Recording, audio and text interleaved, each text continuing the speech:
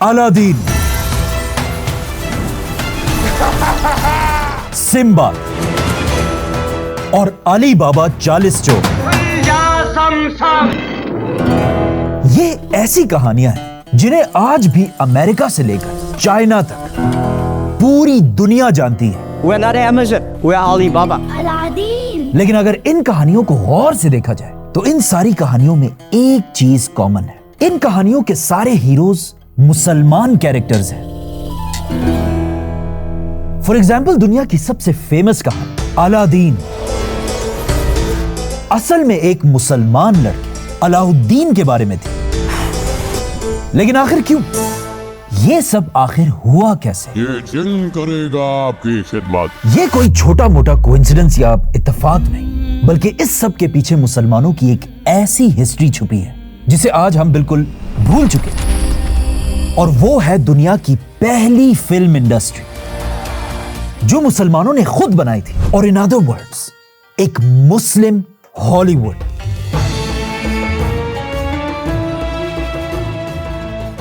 ये ले, अरे अली बाबा, दरवाजा खोलने का राज किसी को मत बताओ। खुल जा सिम सिम, लेकिन पहले पैसे दो। बेहतरीन किताबें और मखतूतात। आज तक दुनिया में मुसलमानों की 3 बड़ी एम्पायर्स रही हैं: खिलाफत राशिदा, बनु उमय्या और अब्बासी खिलाफत। खिलाफत राशिदा वो एम्पायर थी जिसने थोड़े से टाइम में दुनिया की बड़ी बड़ी पावर्स को क्रश किया।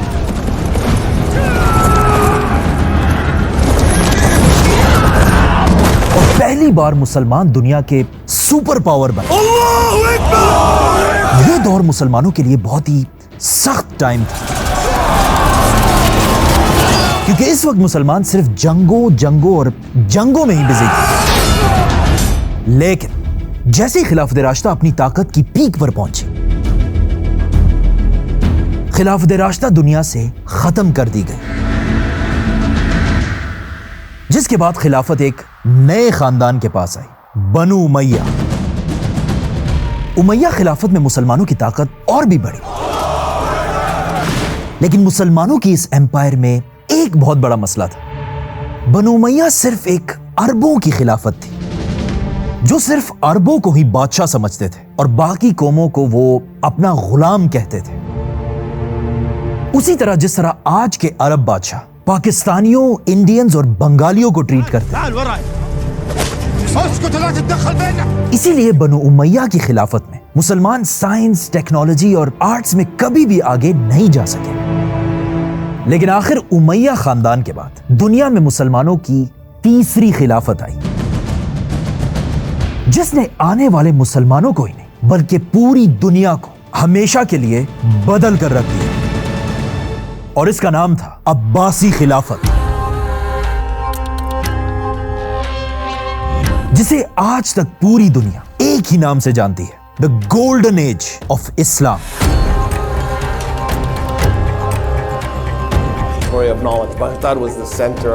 अब्बासी खिलाफत के आते मुसलमानों ने इतनी बड़ी दुनिया फतह कर ली थी कि अब मुसलमानों को और आगे जाने की कोई जरूरत नहीं।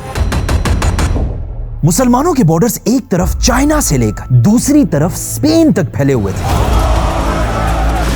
तो अब जब जंगें खत्म हो चुकी और हर तरफ पीस और अमन फैला हुआ था, मुसलमान बादशाहों ने पहली बार अपनी अटेंशन जंगों से हटाकर ऐसे लफ्ज की तरफ की जो कुरान में सबसे पहले नाजिल हुआ था।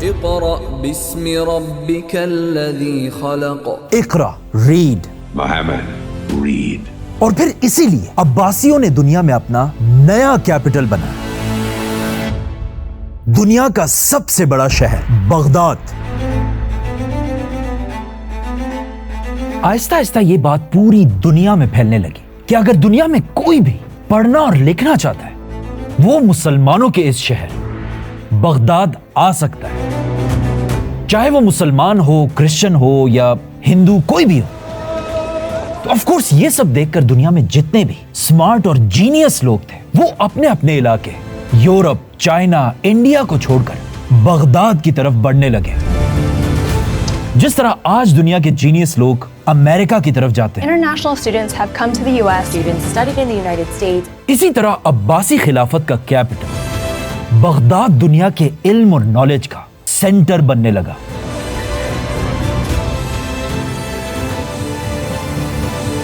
But wait, یہ سب ہم نے بچپن سے بار بار سنا ہے کہ ایک زمانے میں مسلمان سائنس میں دنیا میں سب سے آگے تھے. But یہ ویڈیو مسلمانوں کی سائنس کی طاقت کے بارے میں نہیں بلکہ مسلمانوں کے آرٹس کی طاقت کے بارے میں ہے, جسے آج ہم سب بھول چکے ہیں. کیونکہ دنیا میں کوئی بھی سپر پاور صرف اپنی آرمی اور ٹیکنالوجی سے نہیں بنتی, بلکہ سپر پاور بننے کے لیے آپ کو سائنس کے ساتھ ساتھ آرٹس میں بھی پوری دنیا سے آگے ہونا ہوتا ہے. فار ایگزامپل, آج کی سپر پاور امریکہ کے پاس دنیا کی سب سے بڑی آرمی ہے, لیکن آرمی کے ساتھ ساتھ امریکہ کے پاس دنیا کی سب سے بڑی فلم انڈسٹری ہالی ووڈ بھی ہے. اچھا, اس بات کا صرف آج ہمیں نہیں پتا بلکہ آج سے 1000 سال پہلے بغداد کے بادشاہوں کو بھی اس بات کا اچھی طرح پتا تھا. اسی لیے جب عباسی بادشاہوں نے پوری دنیا کے ٹیلنٹڈ لوگوں کو بغداد بلایا, پوری دنیا سے لوگ اپنے علاقوں کو چھوڑ کر بغداد کی طرف بڑھنے لگے. پوری دنیا سے یہ لوگ اکیلے نہیں بلکہ اپنے ساتھ اپنی زبان, کلچر اور ایون کہانیاں بھی لے کر بغداد آئے. اور اس طرح بغداد میں پوری دنیا کے کلچرز اور کہانیاں جمع ہونے لگی, اور بغداد کے لوگ بھی ہر نئے آنے والوں سے ان کی کہانیاں سننے کے لیے غور سے اس کے پاس جمع ہو جاتے تھے. اور اس طرح یہاں سے بغداد ایک انٹرنیشنل سٹی بنی, اور یہیں سے بغداد میں دنیا کی پہلی سٹوری انڈسٹری یا فلم انڈسٹری شروع ہوئی. تو جس طرح آج ایک فلم یا مووی میں ایک ہیرو یا ایکٹر ہوتا ہے, اسی طرح اس زمانے میں بغداد میں بھی ایک نئی فیلڈ بنی جس کا نام تھا حکاوتی. حکاوتی ایک ایسا بندہ ہوتا تھا جو بغداد کے بازاروں میں کھڑا ہو کر زور زور سے لوگوں کو کہانیاں سنایا کرتا تھا. بادشاہوں کی کہانیاں, جنات کی کہانیاں اور ایون پیغمبروں کی کہانیاں. بغداد کے ان حکاوتیوں کی کہانی سننے کے لیے لوگ دور دور سے جمع ہو جاتے تھے, اور اگر اس کی کہانی اچھی ہوتی تھی اسے بہت زیادہ پیسہ بھی ملتا تھا.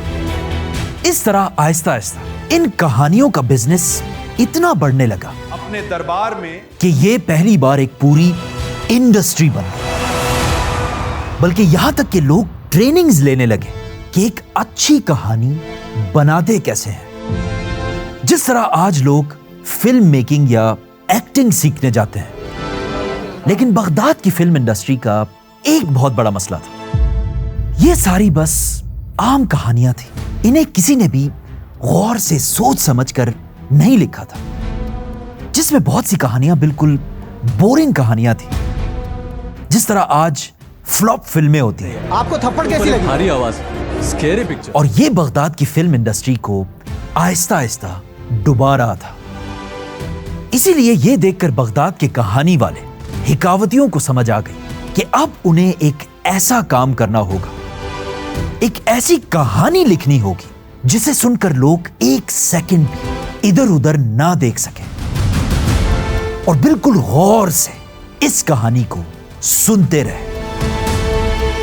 اور ان ادر ورڈز ہمیں ایک ایسی کہانی بنانی ہوگی جسے سننے کے لیے بغداد کا ہر آدمی ہر رات دور دور سے چل کر آئے. جس کے بعد یہاں پر بغداد میں ایک ایسی کہانی لکھی گئی جسے بغداد تو کیا آج تک پوری دنیا نہیں بھلا سکی. اور ایون آپ بھی وہ کہانیاں بار بار سن چکے ہیں. الادین, علی بابا اور سمباد جیسی کہانیاں. بغداد کے سٹوری ٹیلرز نے مل کر دنیا کی سب سے بڑی کہانی پر کام کرنا شروع کیا, اور انہوں نے اس کہانی کا نام رکھا 1001 راتیں, 1001 nights. Old stories. And they come from the 1001 Arabian Nights. 1001 nights. کیا عجیب سا نام ہے, لیکن اسی نام کے پیچھے بغداد کی پوری فلم انڈسٹری کا سیکرٹ چھپا ہے. اور جیسے یہ کہانی پوری ہوئی، اس کہانی نے ہمیشہ کے لیے دنیا کی فلم انڈسٹریز کو بدل کر رکھ دیا۔ اور انٹرسٹنگ بات پتہ ہے کیا ہے؟ یہ کہانی 1001 نائٹس آج بھی دنیا میں پڑی ہوئی۔ یہ کتاب نہیں، بلکہ یہ کتاب، یہ ہے 1001 nights. I mean, look at this book۔ جیسے یہ کتاب پوری ہوئی، بغداد کا سب سے بڑا حکاوتی یہ کتاب لے کر بازار پہنچا۔ لوگ اسے دیکھ کر ہر طرف سے اس کے آس پاس جمع ہو گئے، اور جیسے ہی بہت سارے لوگ جمع ہوئے، اس آدمی نے ان کے سامنے یہ کتاب کھول دی۔ بسم اللہ الرحمن الرحیم۔ یہ کہانی ہے آج سے ہزاروں سال پہلے ایک بادشاہ کی، جو پرشین ایمپائر کا شہنشاہ تھا، اور اس کا نام تھا شہنشاہ شہریار، جس کا پوری دنیا پر راج تھا، اور دنیا کا ہر بادشاہ اس کے سامنے اپنا سر جھکاتا تھا۔ کوئی بھی اس دنیا میں شہریار کے حکم کا انکار نہیں کر سکتا تھا۔ لیکن اس شہنشاہ شہریار کی ایک بہت بڑی کمزوری تھی۔ شہریار کی بیوی اور پرشین ایمپائر کی ملکہ، کہا جاتا ہے شہریار اپنی بیوی سے بہت پیار کرتا تھا اور اس کی بہت عزت کرتا تھا۔ لیکن ایک دن شہریار جب اپنے محل پہنچا، اسے بتایا گیا کہ اس کی بیوی جس سے وہ بہت پیار کرتا ہے، اس نے شہریار کو دھوکہ دے دیا ہے۔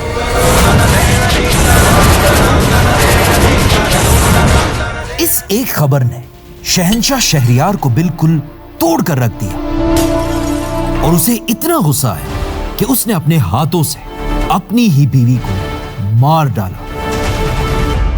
لیکن اپنی بیوی کو مارنے کے بعد بھی شہریار کا غصہ کم نہیں ہوا، بلکہ اپنے بیوی کے دھوکے کی وجہ سے اب شہریار دنیا کی ہر عورت سے نفرت کرنے لگا۔ دنیا کی ہر عورت اسے دھوکے باز لگنے لگی، اور اسی غصے میں اس نے اپنے وزیر اعظم کو حکم دیا کہ آج کے بعد میں ہر رات ایک کنواری لڑکی سے شادی کروں گا، جاؤ لے کر آؤ، اور صبح ہوتے ہی میں اس لڑکی کو مار ڈالوں گا۔ پھر شہریار نے اپنے وزیر کی طرف دیکھا اور کہا، اگر ایک رات بھی تم نے میرا حکم پورا نہیں کیا تو میں تمہارا سر اڑا دوں گا۔ اب شہریار کا وزیر ایک بہت ہی شریف آدمی تھا، اور وہ خود ایسا بالکل بھی نہیں کرنا چاہتا تھا، لیکن شہنشاہ کا حکم ٹالنا اپنی موت کو بلانا تھا۔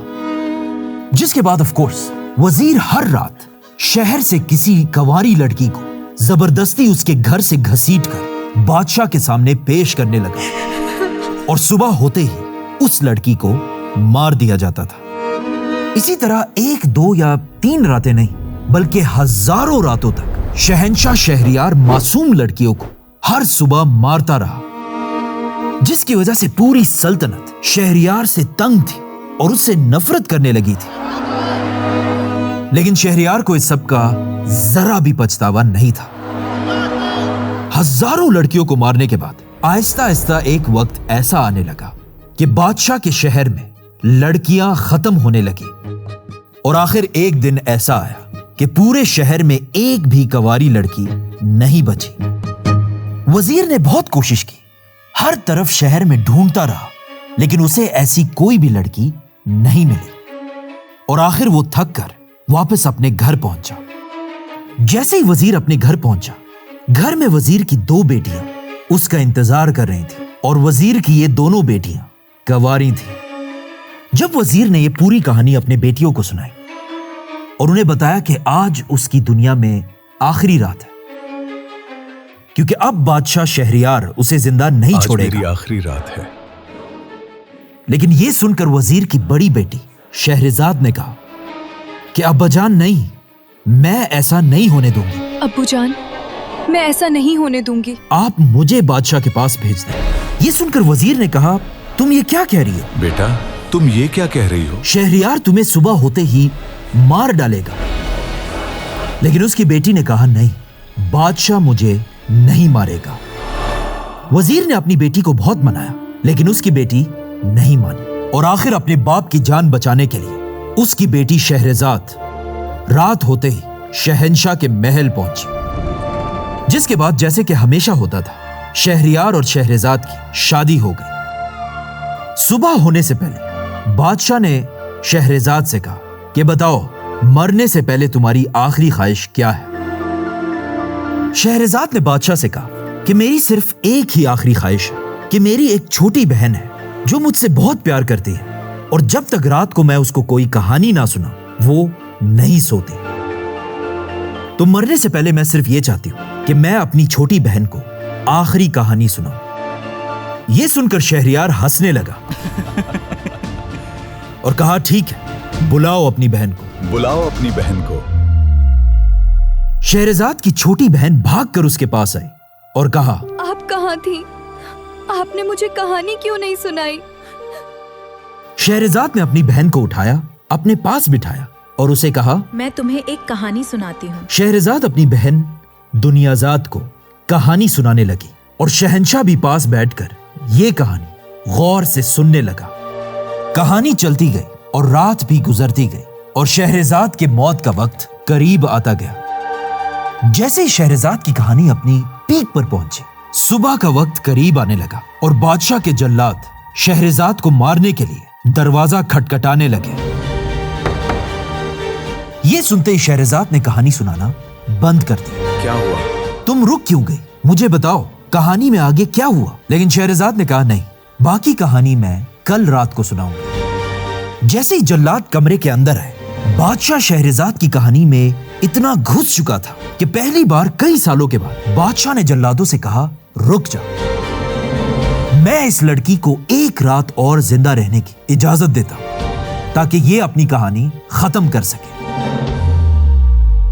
اگلی رات شہرزاد نے وہیں سے اپنی کہانی شروع کی اور اس کہانی کو ختم کر دیا۔ درد، عقل۔ بادشاہ کو یہ کہانی بہت پسند آئی اور وہ خوش ہوا کہ اب وہ اس لڑکی کو مار سکتا ہے، لیکن بادشاہ کے حکم دینے سے پہلے شہرزاد نے ایک اور کہانی شروع کر دی۔ یہ کہانی بھی جب اپنی پیک پر پہنچی، جلادوں نے دروازہ کھٹکھٹانا شروع کیا اور ایک بار پھر شہرزاد نے اپنی کہانی روک دی۔ بادشاہ نے کہا کیا ہوا؟ شہرزاد نے کہا اس سے آگے کی کہانی میں کل سناؤں گا۔ تو بادشاہ نے شہرزاد کو ایک اور رات اجازت دی کہ وہ یہ کہانی بھی ختم کر دے۔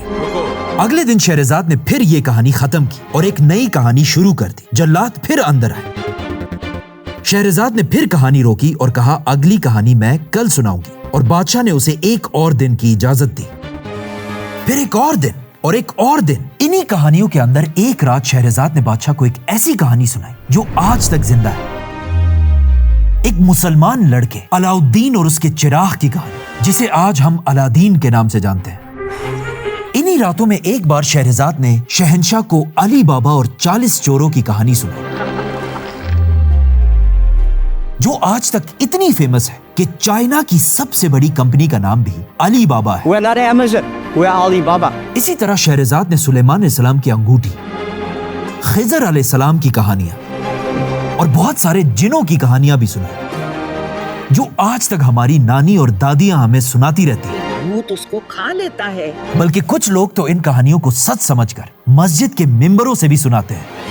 کہ ہر بات اسی طرح شہرزاد کی کہانیاں چلتی رہیں اور راتیں بھی گزرتی رہیں، اور ہر رات بادشاہ اسے ایک دن اور کی اجازت دیتا رہا۔ تو 1000 راتوں کے بعد شہرزاد نے بادشاہ کو اپنی آخری کہانی سنائی۔ بادشاہ نے کہا کیا ہوا؟ مجھے ایک اور کہانی سناؤ۔ क्या हुआ? मुझे एक और कहानी भी सुनाओ। لیکن شہرزاد نے کہا نہیں، آج میری ساری کہانیاں ختم ہو گئی۔ آج ساری کہانیاں ختم ہو گئی ہیں۔ اور صبح ہوتے ہی جب جلاد دوبارہ اندر آئے، بادشاہ شہرزاد کی کہانیوں سے اب اتنا بدل چکا تھا کہ اس نے تھوڑا سوچنے کے بعد کہا میں شہرزاد کو معاف کرتا ہوں، मैं शहरजाद को माफ करता हूँ اور آج کے بعد شہرزاد میرے بلکہ پوری پرشین امپائر کی ملکہ ہوگی۔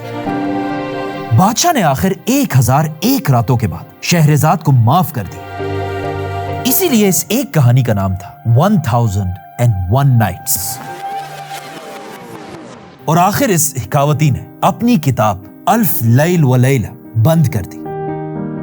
آخر 3 سال کے بعد جب یہ 1000 کہانیاں ختم ہوئی تو بغداد کے لوگ حیران رہ گئے، کیونکہ پچھلے 1000 راتوں سے صرف شہنشاہ शहरजाद की कहानियां नहीं सुन रहा था, बल्कि बगदाद के सारे लोग भी यही कहानियां सुना करते थे, क्योंकि सुबह होते ही जिस जगह पर शहरजाद अपनी कहानी रोकती थी, एग्जैक्ट उसी जगह पर ये हिकावती भी अपनी कहानी को रोक देता था। आगे की कहानी मैं कल सुनाऊंगा। और फिर इस कहानी के सस्पेंस की वजह से सिर्फ शहंशाह ही नहीं, बल्कि बगदाद के सारे लोग भी दूर दूर से आकर कहानी का अगला हिस्सा सुनने के लिए जमा होते थे।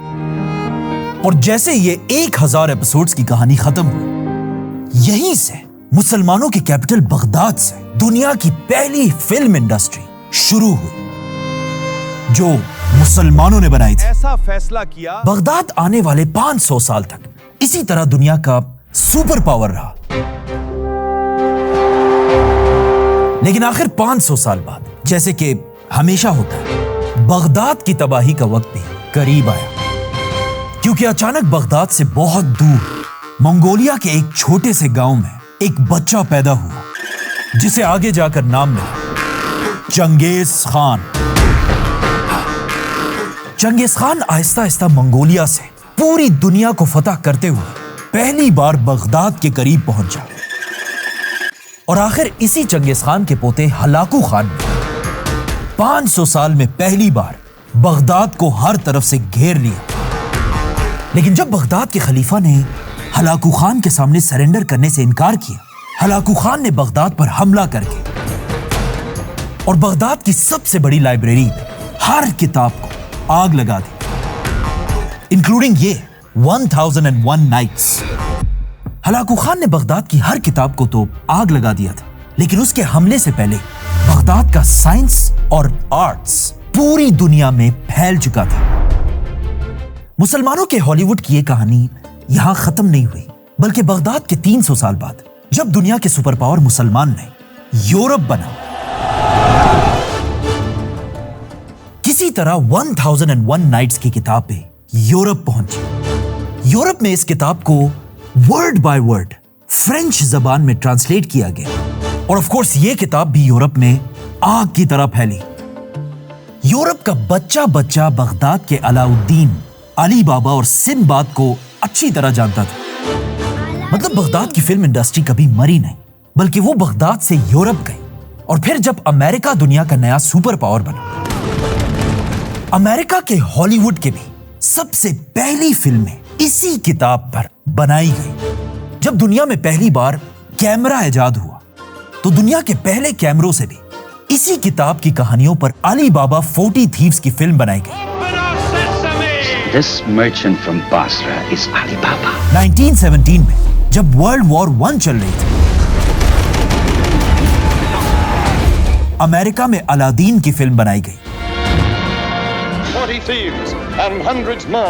और इवन आज तक अमेरिका बगदाद की इन्हीं स्टोरीज को बार बार बनाकर बिलियंस ऑफ डॉलर्स बनाता है। Over $1 billion at the global box office. मतलब आज से 1000 साल पहले बगदाद में बनाई गई मुसलमानों की फिल्म इंडस्ट्री आज भी दुनिया के हर कोने में जिंदा है। Subscribe.